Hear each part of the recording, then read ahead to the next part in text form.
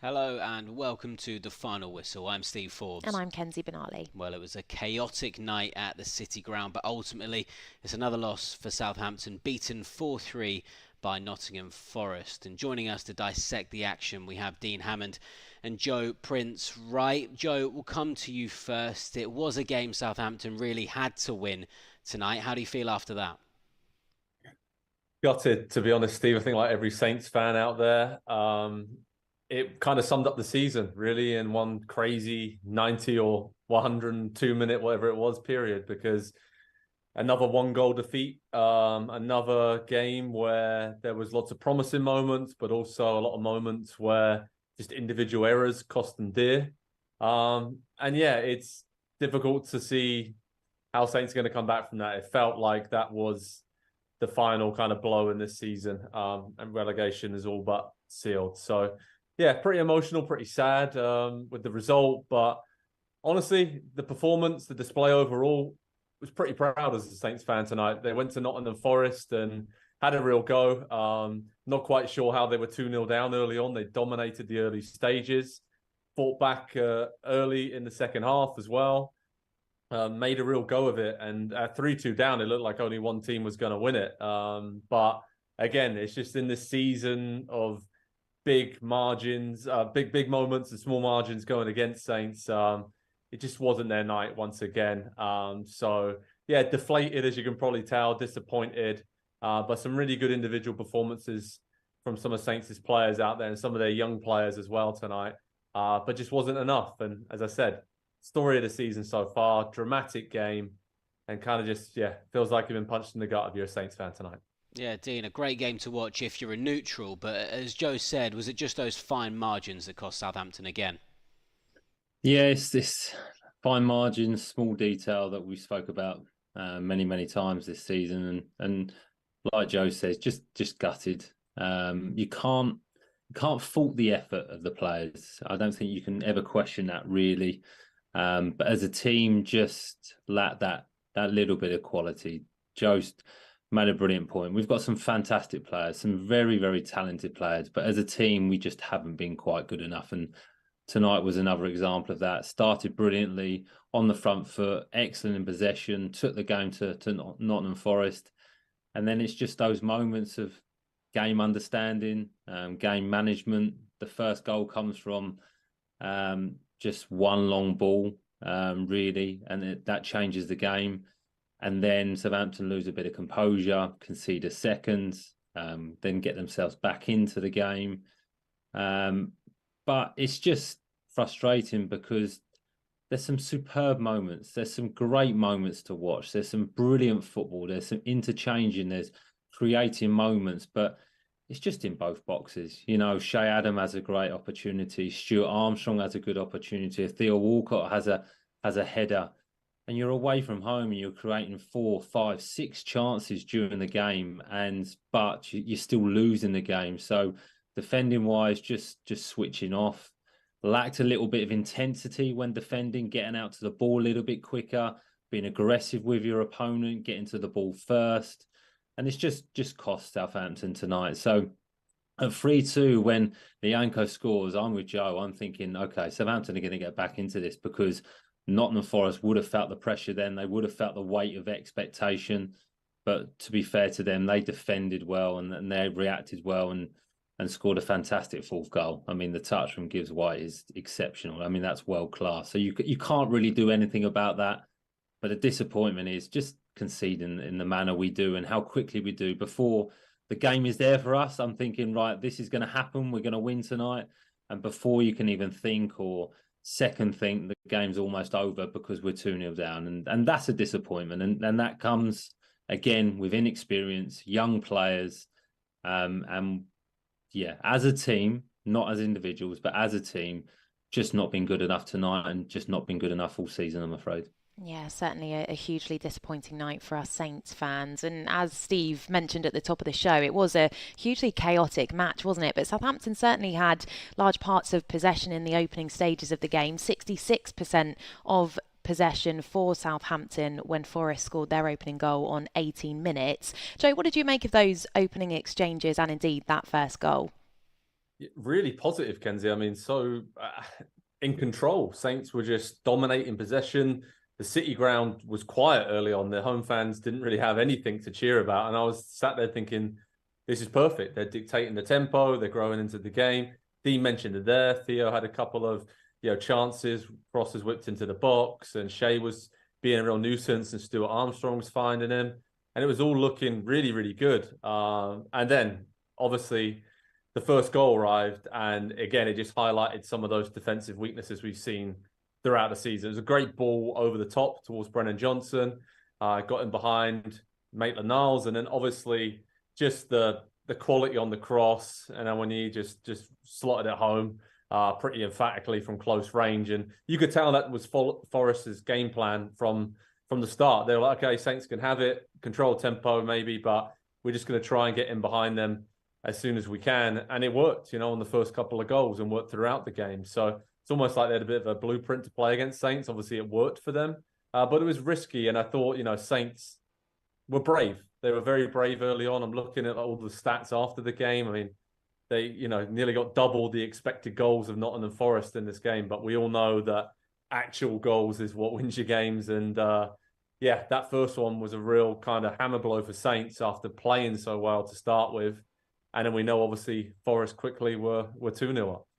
Yeah, the second goal came just 3 minutes later, Dean, and despite it being a great finish, it seemed like Saints just relinquished control in a matter of moments. Yeah, just that understanding that I've spoken about, Steve, if you're 1-0 down, Nottingham Forest towels are up, they're pressing, where previously they were sitting off and holding a shape. They had a bit more energy, a bit more urgency about them. And Alcaraz just tries to play a ball around the corner, and really he needs to either get his body in a way and protect it, or just try and clear it and get it away from a dangerous area, because Nottingham Forest are squeezing at Southampton at that point. Southampton have opportunities to clear the ball. But there was just moments when the ball was bouncing around that the Southampton players weren't getting out with intensity to the ball to either make a block or either try and win the ball. They were kind of labouring a little bit, kind of jogging out. Bednarak was pointing, but without telling anyone. So he wasn't communicating, he was just pointing. When there's noise, you can't really hear that, but you need someone shouting it, someone dictating. Yeah, the ball's bouncing around, and Nottingham Forest just wanted it in that moment a little bit more.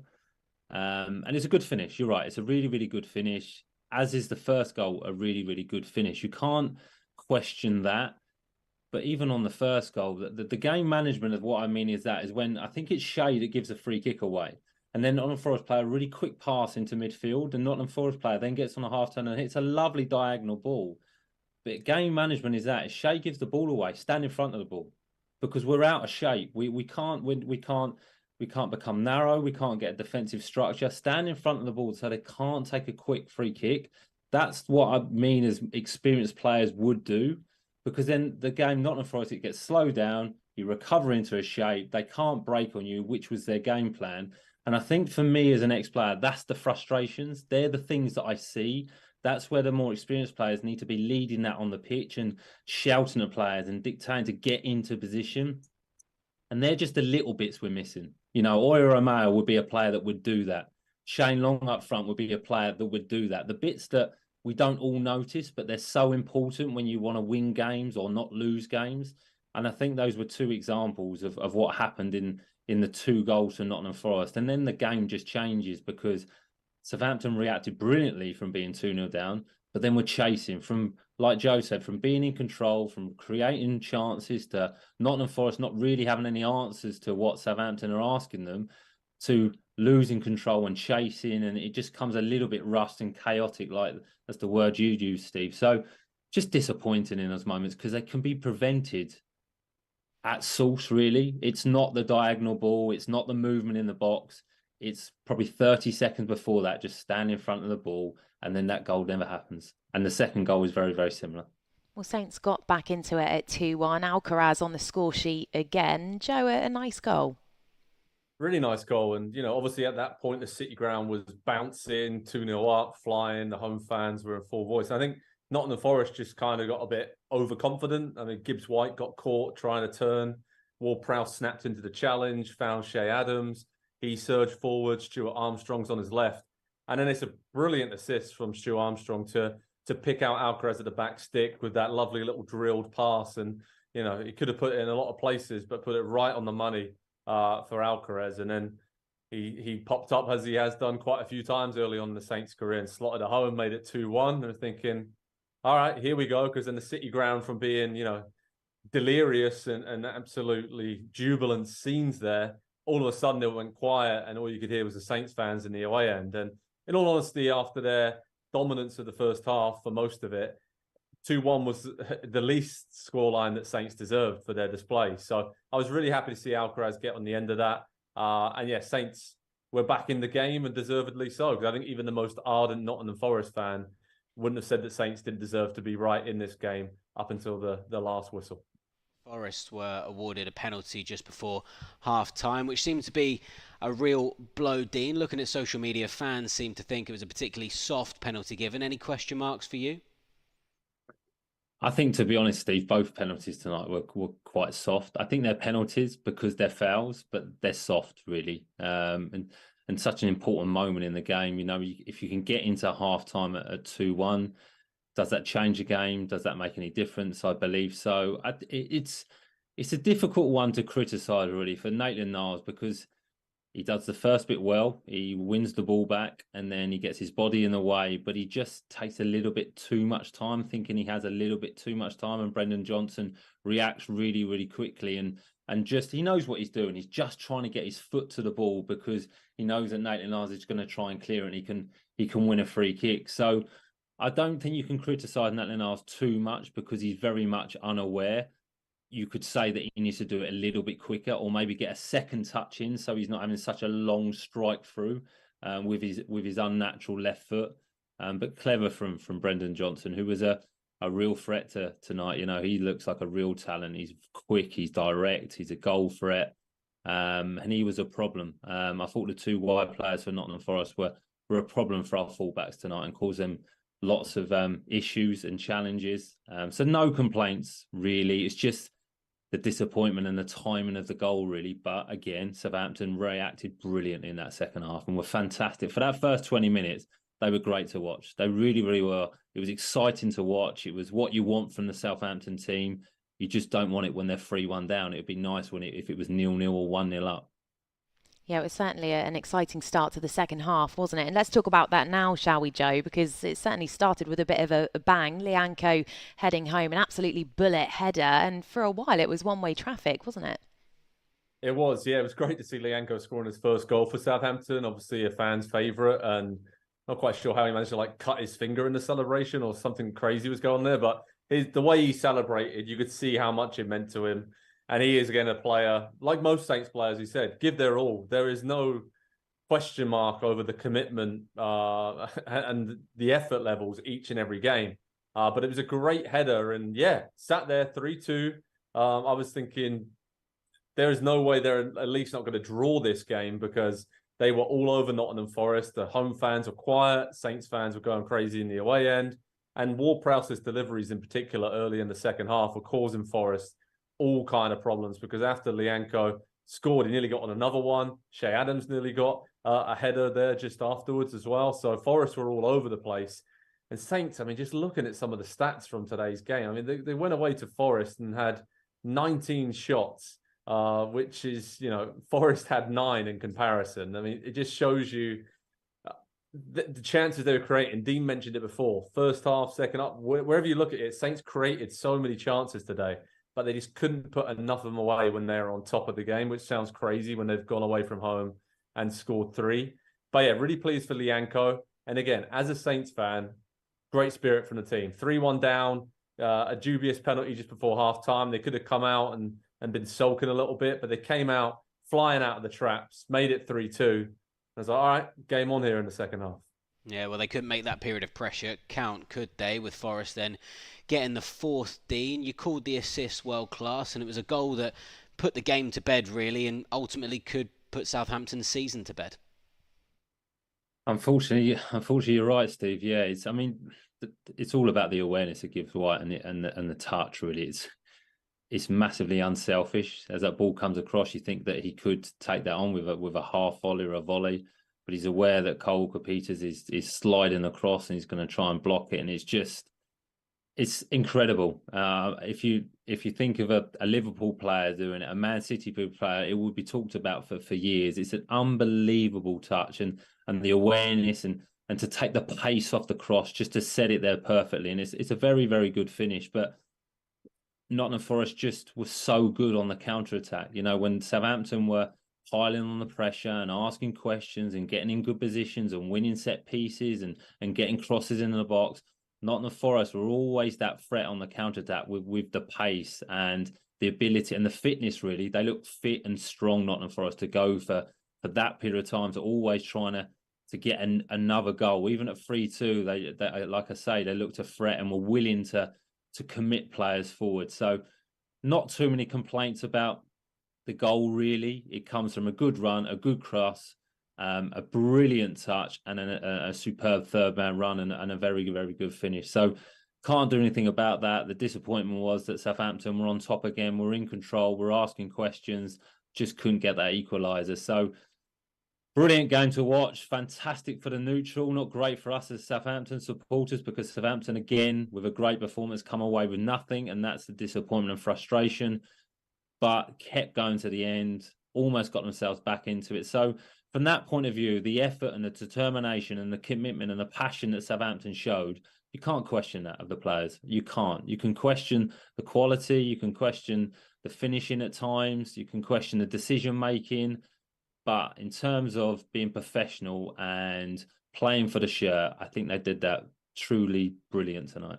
Most definitely. And of course, James Ward-Prowse's penalty made it a bit of a nervy finale, but ultimately it wasn't to be. So now attention shifts to Saturday as we welcome Fulham to St Mary's Stadium. Joe, how are you feeling ahead of that one?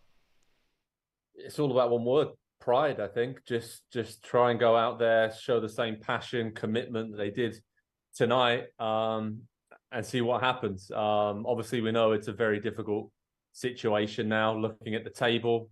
8 points from safety with 9 points left to play for. So we understand the situation. Have to win to keep alive in the Premier League, and I just hope Saints go out there and do that. And some of these individual performances, if they can just put that together as a team for a full 90 minutes, because we saw it in 20-minute periods at the start of the first half, the start of the second half today, and that's pretty much been the story of the season. I just want to go out and see the Saints team express themselves, because that was the main takeaway from me today, when actually it was all about just going out for the win, as we've seen against maybe Arsenal or Tottenham in other games this season. These players can express themselves. They can cause other teams problems. They can score goals. So I just want to see that against Fulham this weekend. Want to be proud of the performance. Hopefully they win and other results go their way to keep their sort of Premier League status for at least another week. That would be nice, to take it down to the last couple of games of the season. And you never know in this crazy season we're seeing. But I think we all know what's coming now. But the main thing that I want to see from the Saints team is a performance every fan can be proud of. And just have a go. Just have a go. There literally is nothing to lose now. So just go out there for the win. Try and put on a show for the fans at home. And I'm still a bit deflated and trying to get my feelings and emotions sorted out right now after watching that game tonight, as I know we all are. But I can say that there are a lot of talented young players in this team, and I still think the future is bright long term for Southampton. Indeed. Well, Dean, we've spoken for a few weeks about must-win games, but anything less than 3 points on Saturday would confirm relegation. How are you feeling ahead of this one? Just like Joe's just touched on there, I think if the players can replicate the energy, the effort and determination they showed tonight, especially with the ball, it was great to watch at times. And I think as a Southampton fan, and most Southampton fans would agree with me, that's how we enjoy watching the team play. On the front foot, creating chances, exciting to watch. Players in one-on-one situations, taking people on, getting crosses in the box, committing bodies forward. And I think the home fans deserve that. I think they deserve to see a performance like that. What the result will be, who knows? But to see 1, 2, 3, 4 goals at home would be fantastic. If it was a 4-4 draw, would be brilliant. Just entertain the fans, see the season out, keep the season going, take it to another game. And like Joe says, see what happens. You never know, but playing for that pride and just continue that performance, because I know there hasn't necessarily been the results under Ruben Sellers that maybe we'd all wanted, but I think he's brought performances back. I think at times he's been able to get the fans off their seats again with exciting moments, not 90-minute performances, but exciting moments that we enjoy seeing, the combinations, the 1-2s, players rotating, runs in behind, pace, exciting. I think that's what we all want to see from a Southampton team, and that's what we kind of expect, and because we know the players can do that. So can they replicate that on Saturday, and can they get a win? That would be brilliant. Just a win at St Mary's, for the players, for the fans, for all of us. That would be brilliant. Dean, Joe, thank you. Brilliant to have you with us as always. Now, as we've mentioned, Southampton welcome Fulham this Saturday. That's a 3 p.m. kickoff. So we'll be live on Saints Live from 1:45. Do make sure you join us then. Bye for now. See you soon.